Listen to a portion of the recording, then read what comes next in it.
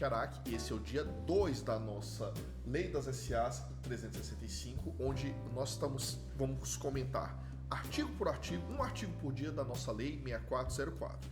E o artigo de hoje é o artigo 2º, que diz o seguinte: pode ser objeto da companhia, lembrem da aula anterior, qualquer empresa de fim lucrativo, não contrária à lei, à ordem pública e aos bons costumes. Parágrafo 1º.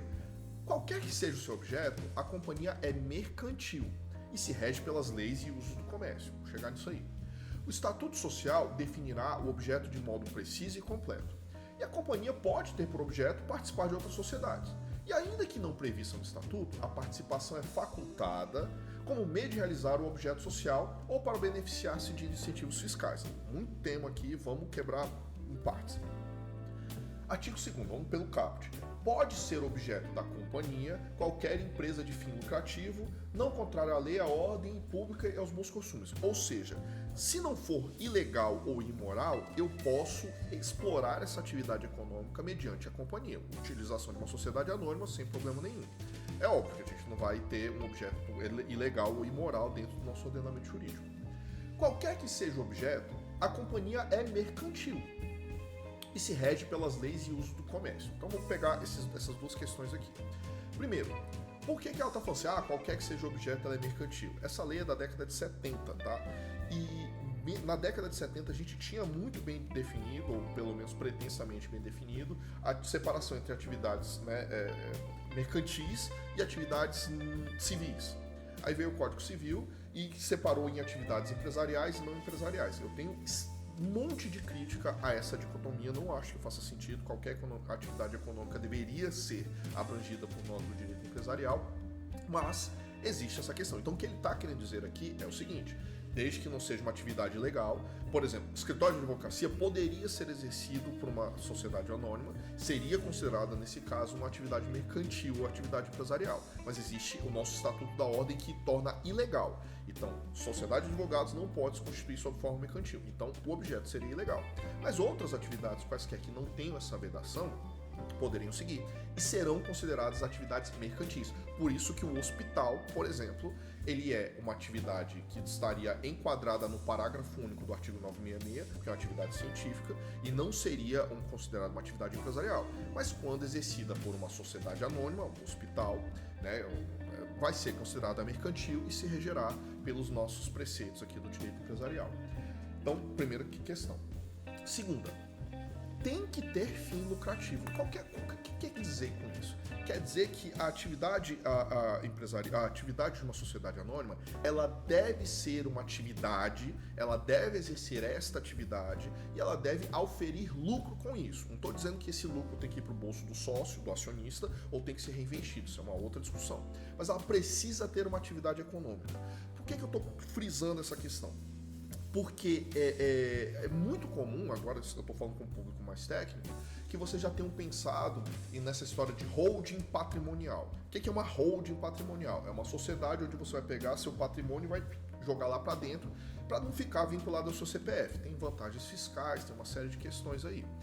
Mas o que acontece? Quando você faz isso, principalmente utilizando sociedades anônimas, você tem que entender que isso pode ser interpretado, e já foi interpretado, como um desvio de finalidade da sociedade. A ideia da sociedade, aí eu estou indo lá para o Código Civil, é que ela tenha uma atividade econômica, ela sirva para a gente organizar o patrimônio do sócio em prol de uma atividade econômica.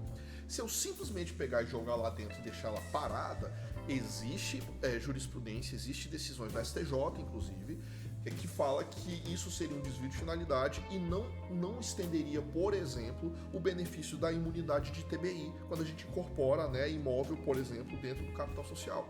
Então é muito importante entender isso.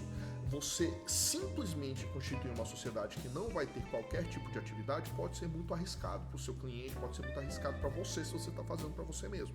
Então, principalmente para sociedades anônimas, elas são orientadas ao lucro e elas precisam ter uma atividade, com exceção, que está ali no parágrafo 3º, de poder participar de outras sociedades. Isso aí é o próprio legislador dizendo: se você constituir uma sociedade anônima cujo objeto seja apenas a participação em outras sociedades, que a gente chama de holding pura ou holding de mera participação, aí tudo bem, porque ele vai entender que isso aqui é só para você utilizar para controle de grupo empresarial ou coisa do gênero. Então, se a única atividade daquela sociedade anônima for participar de outras sociedades, o legislador permite isso, não tem grandes problemas.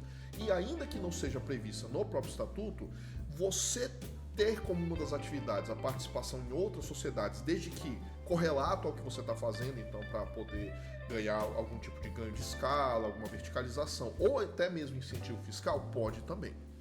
Por fim, que eu quero chamar a atenção, é essa questão aqui do objeto. O Estatuto Social definirá o objeto de modo preciso e completo. O que está querendo dizer com isso, tá? A ideia aqui é a seguinte: eu não sei para que eu vim nesse mundo, você também não sabe, mas as pessoas jurídicas sabem. O ato constitutivo das pessoas jurídicas é como se fosse uma transcrição da alma delas. E a finalidade de vida dessas sociedades é o que está no objeto. Então o objeto ele não pode ser ambíguo, porque a pessoa jurídica ela tem uma função dentro desse mundo jurídico que elas vivem, entendeu? E não apenas esse objeto deve ser muito bem delimitado, porque não apenas por causa disso, mas porque isso vai significar uma segurança para quem está conduzindo aquela sociedade, para os seus administradores. Porque o administrador, ao cabo e ao fim, ele está gerindo patrimônio de terceiros. Então, o administrador ele precisa saber até onde ele pode ir para não ser responsabilizado depois numa eventual prestação de contas. Isso aqui é o que a gente chama de BJR, que é o Business Judgment Rule, que é basicamente o seguinte: o que é que um administrador pode fazer sem que ele seja responsabilizado. Ele não é obrigado a dar lucro, ele não é obrigado a não dar prejuízo, ele é obrigado a tentar. E o limite do que ele pode tentar, além dessas questões aqui do BJR, é justamente o que tiver no objeto social. Mais do que isso, havia uma discussão bem pesada dentro do nosso ordenamento jurídico, dentro do direito, a respeito do chamado ato ultra vires. Eu não sei se vocês vão lembrar, mas até 2021, o artigo 1015 do Código Civil, ali o parágrafo 3º, se eu não me engano, dizia que a sociedade não ficaria vinculada a contratos, negócios jurídicos que fossem contrários ao seu objeto social, que era a chamada teoria do ato ultra vires, que significaria que uma sociedade não precisaria honrar compromissos com terceiros se esses compromissos violassem o seu objeto social. Então, o objeto social era o limite para isso também. Essa questão da teoria do ato ultra vires caiu, tá bom? A teoria do ato ultra vires caiu e no seguinte sentido: eu, sociedade, não posso me negar a cumprir um compromisso só porque quem o fez violou o objeto social. Eu vou proteger o terceiro de boa fé. Agora, internamente, o administrador pode sim ser responsabilizado por ele ter cometido um ato ultra vires, por ele ter se comprometido à sociedade em violação ao seu próprio objeto social. Então, existe. Mas aí a gente diria mais um desvio de finalidade para fins de responsabilização do administrador. E essa questão do objeto social é tão importante, por fim, porque quando se torna impossível o seu cumprimento, é uma das hipóteses que 5% do capital social, ou seja, um acionista basicamente irrelevante, poderia pedir a sua dissolução total. Ou seja, se aquela sociedade, se ele conseguisse provar judicialmente que a sociedade anônima em questão não poderia mais cumprir com seu próprio objeto social, ele poderia inclusive pedir a sua dissolução total. Tão importante que é o objeto social, que se os controladores alterarem o seu objeto social, alterarem antes era uma distribuidora de bebida, agora é uma empresa de cosméticos, é uma das hipóteses que os acionistas que não concordarem com essa mudança possam pedir o seu direito de retirada, exercer o seu direito de recesso desta sociedade. Espero que vocês tenham gostado. Isso aqui foi um sobrevoo a respeito do artigo 2º. Tem muita coisa aqui, esse vídeo ficou bem mais longo, mas eu espero que vocês tenham gostado. E se tiverem qualquer dúvida, deixe aqui nos comentários que a gente vai responder a todos. Tudo bem? Até amanhã. Um abraço. Tchau, tchau.